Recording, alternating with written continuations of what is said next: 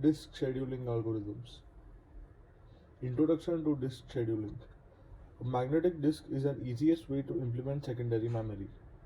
Each disk has a flat circular shape like a CD or DVD. Both the surfaces of the platter are covered with magnetic material.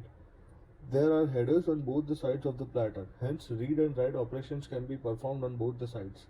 The surface of the disk is divided into circular tracks. Tracks are further divided into sectors. Seek time. It is defined as the time required to move the read-write head onto the desired track. Why do we need disk scheduling algorithms? Disk scheduling is done by operating system to schedule input-output requests arriving for the disk.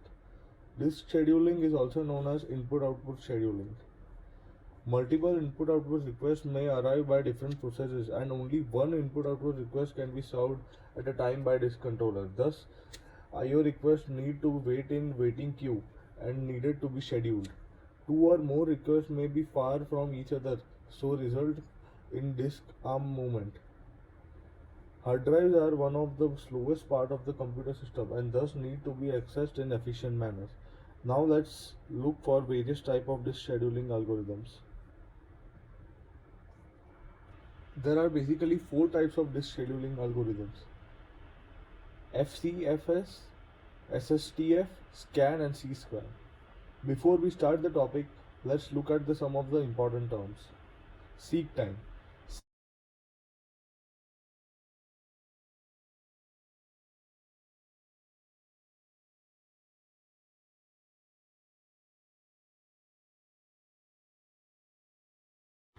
To rotate into a position that it can access the read-write heads. So the disk scheduling algorithm that gives minimum rotational latency is better. Transfer time. Transfer time is the time to transfer the data. It depends on the rotating speed of the disk and the number. It depends on the rotating speed of the disk and the number of bytes to be transformed. Disk response time. Response time is the average time spent by a request waiting to perform its I/O operation. Average response time is the response time of all the requests.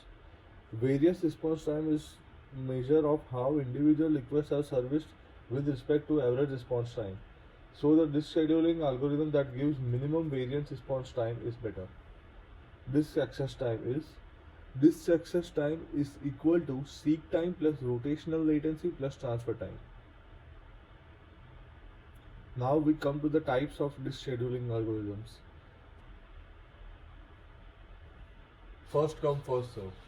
It is the simplest disk scheduling algorithm. As the name suggests, this algorithm entertains requests in the order they arrive in the disk queue. The algorithm looks very fair and there is no starvation, but generally it does not provide the fastest service. Algorithm.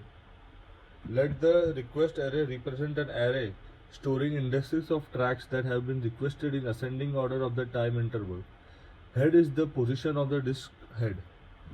Let us one by one take the tracks in default order and calculate the absolute difference of the track from the head. Increment the total seek count with this distance. Currently, service track position now becomes the new head position. Go to step 2 until all tracks in the request array have been serviced. Let us see an example on first come first serve algorithm. The maximum track size is 195. The starting track number is 50. These are the requested time numbers.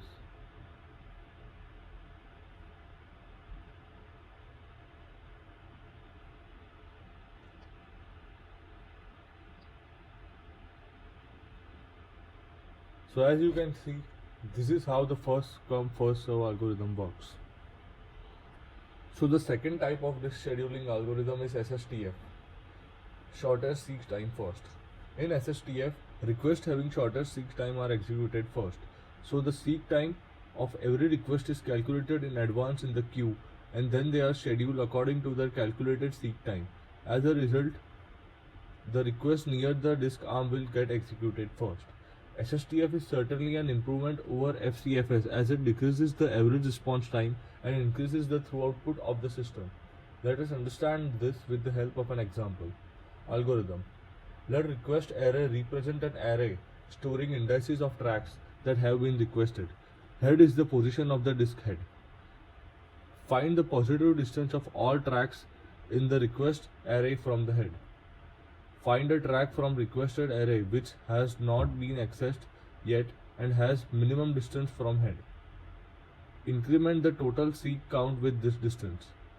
Currently service track position now becomes the new head position. Go to step 2 until all tracks in the request array have not been serviced. Now let us see an example. As you can see, the maximum track size is 195, the starting track number is 50. The initial moving direction of the head here is right.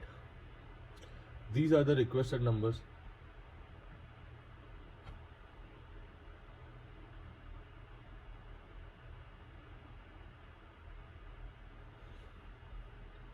So this is how SSTF works.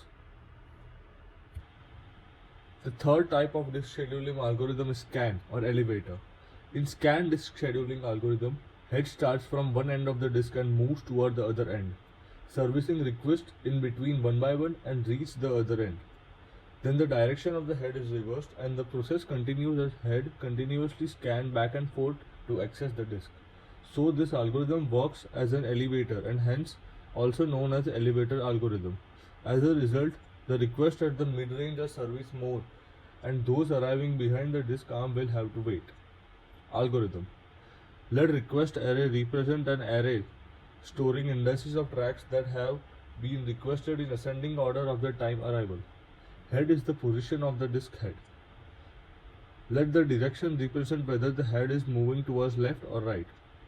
In the direction in which head is moving, service all tracks one by one. Calculate the absolute distance of the track from the head. Increment the total seek count with the distance. Currently service track position now becomes the new head position. Go to step 3 until we reach at one of the ends of the disk. If we reach at the end of the disk, reverse the direction and go to the step 2 until all tracks in request array have not been serviced. Now let us see an example for the scan disk scheduling algorithm.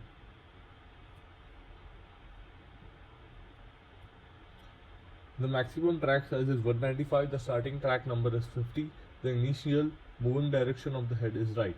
Let us see the output.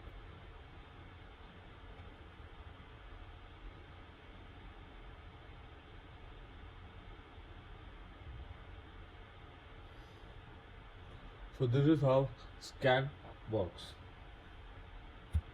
C-scan, circular elevator. This is the fourth type of the disk scheduling algorithm.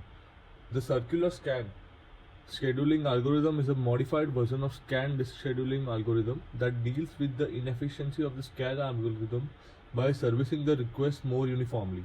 Like scan, C-scan moves the head from one end servicing all the requests to the other end. However, as soon as the head reaches the other end, it immediately returns to the beginning of the disk without servicing any request on the return trip and starts servicing again once reaches the beginning. This is also known as circular elevator algorithm, as it essentially treats the cylinder as a circular list that wraps around from the final cylinder to the first one. Algorithm. Let request array represent an array storing indices of tracks that have been requested in ascending order of that time of arrival.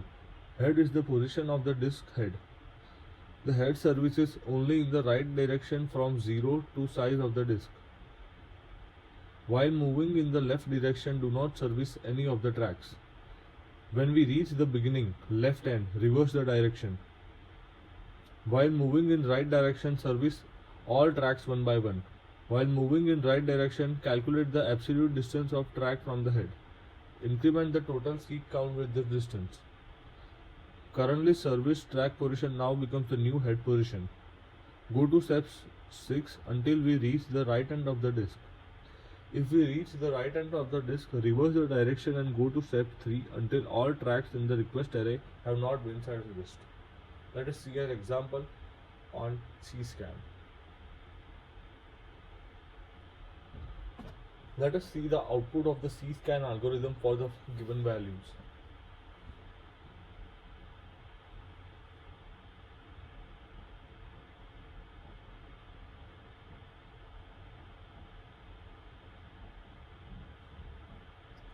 So as you can see, this is how CSCAN works. Summarizing this video, we have come to know about the 4 disk scheduling algorithms, which are first come first serve, shortest seek time first, scan and CSCAN. And we have seen how the outputs for each of the disk scheduling algorithm derives. Thank you. There is a brief introduction to our team.